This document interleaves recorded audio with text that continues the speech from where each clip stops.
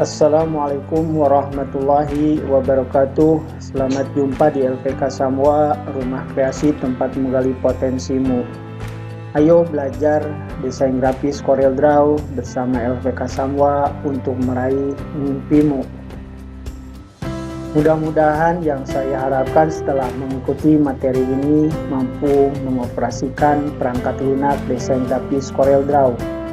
Pertemuan kali ini saya akan memberikan materi tentang cara menjalankan dan dasar-dasar CorelDRAW.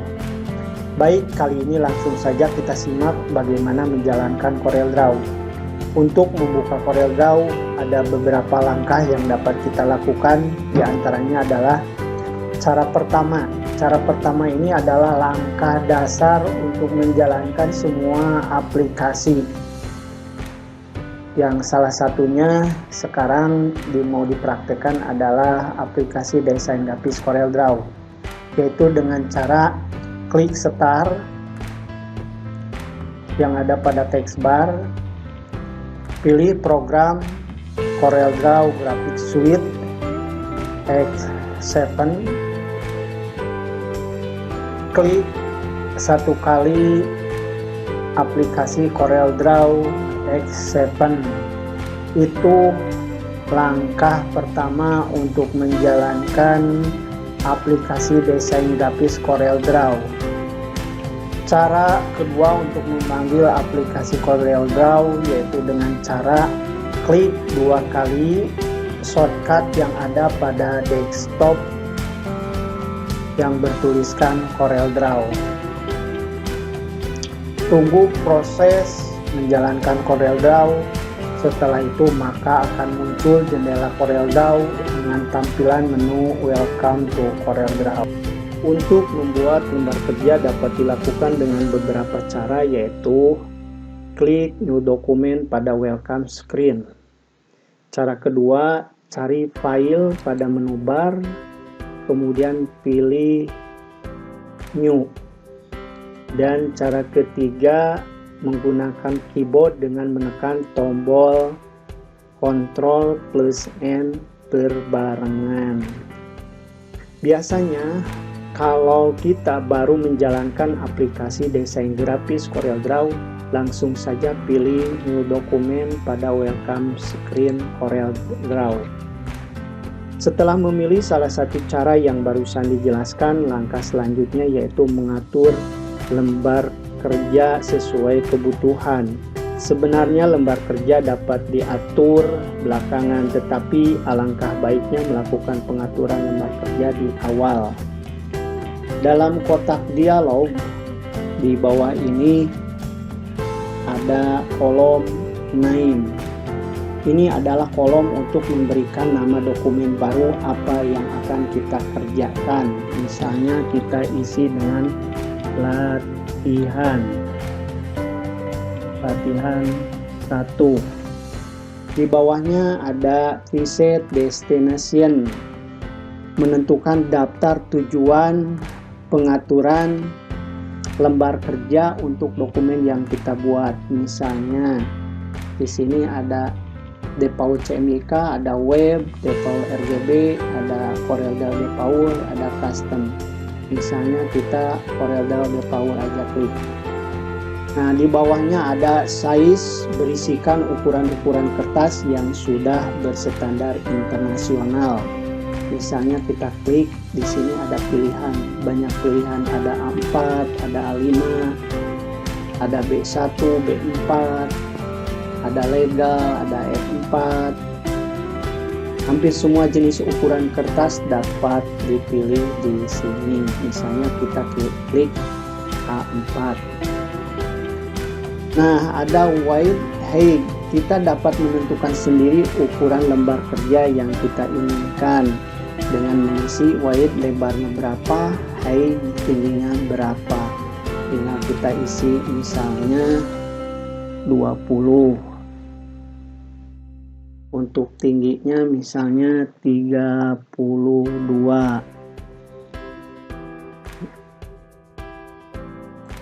Jadi diisi sesuai dengan kebutuhan. Ini merupakan satuan ukuran yang digunakan untuk menentukan ukuran lembar kerja yang akan kita buat.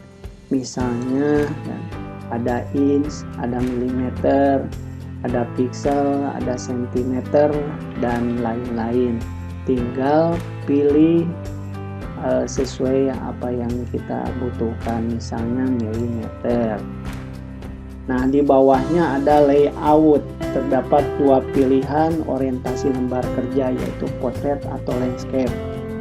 Apabila kita ingin mengaturnya di awal, tinggal pilih apakah kita mau portrait atau landscape.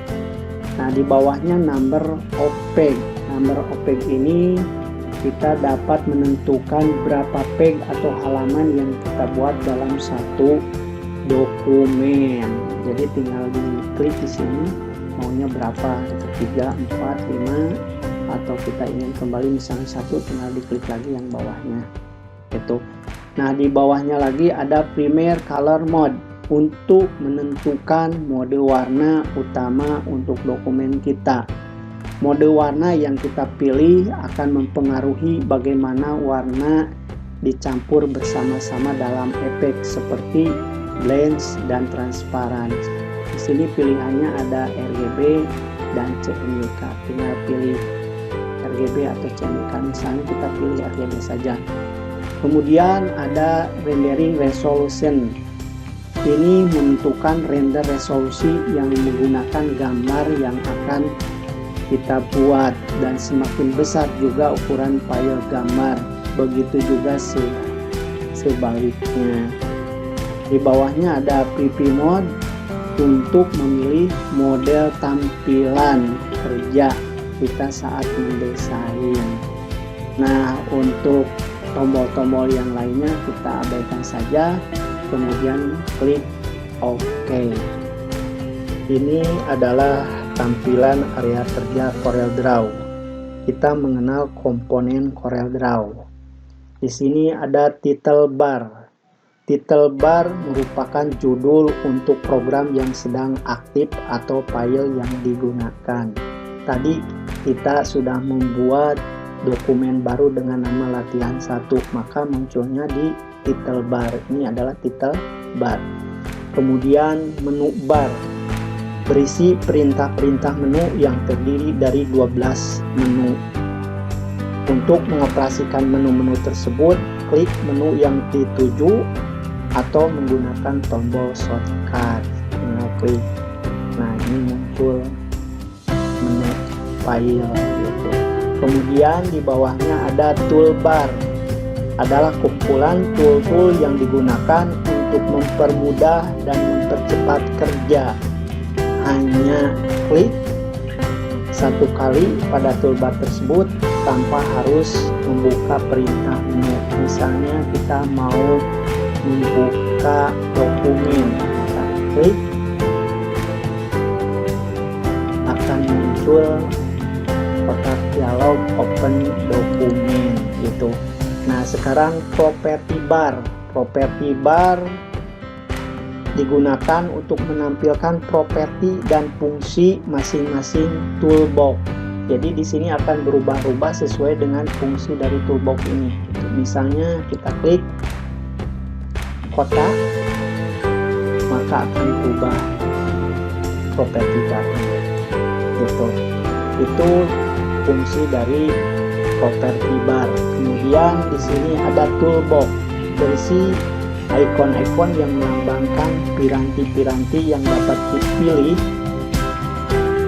untuk melakukan berbagai pekerjaan desain. Ini adalah toolbox. Kemudian ada drawing window, merupakan area kosong. Ini adalah drawing window yang berada di sekitar halaman cetak. Drawing window berguna untuk memodifikasi serta mengatur objek yang Anda buat. Dalam membuat suatu desain, sebaiknya lakukan di dalam drawing window. Ini adalah area drawing window. Kemudian drawing page. Drawing page ini adalah yang kotak ini. merupakan area kotak yang terletak pada drawing window. Drawing peg merupakan gambaran yang menunjukkan area maksimal yang dapat dicetak oleh printer. Kemudian ada ruler. Ruler ini merupakan fasilitas penggaris yang digunakan untuk mengatur ukuran posisi objek.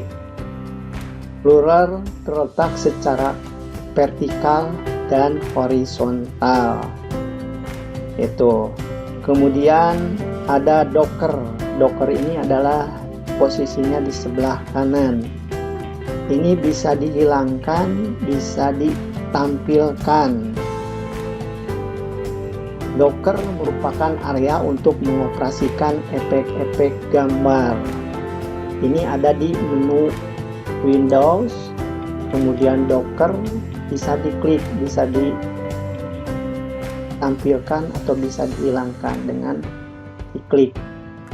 Itu adalah Docker. Kemudian dokumen navigator. Dokumen navigator merupakan fasilitas untuk melihat halaman tertentu, berpindah ke halaman lain, dan menyisipkan halaman baru.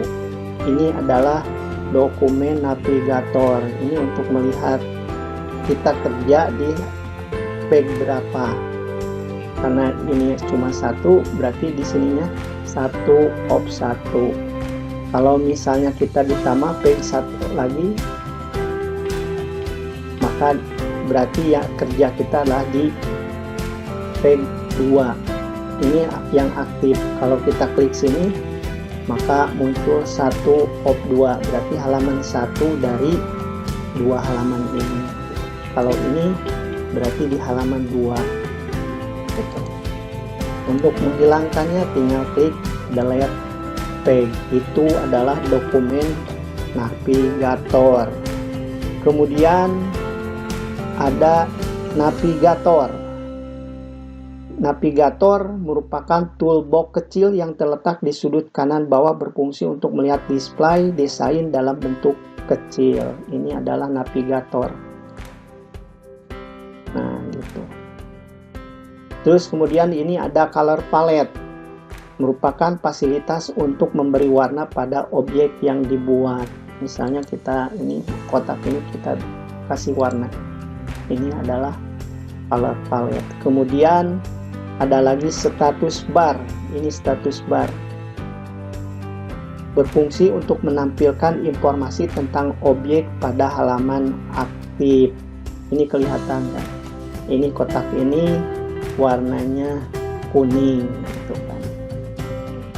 Ini adalah status bar. Jadi untuk menerangkan area lembar kerja.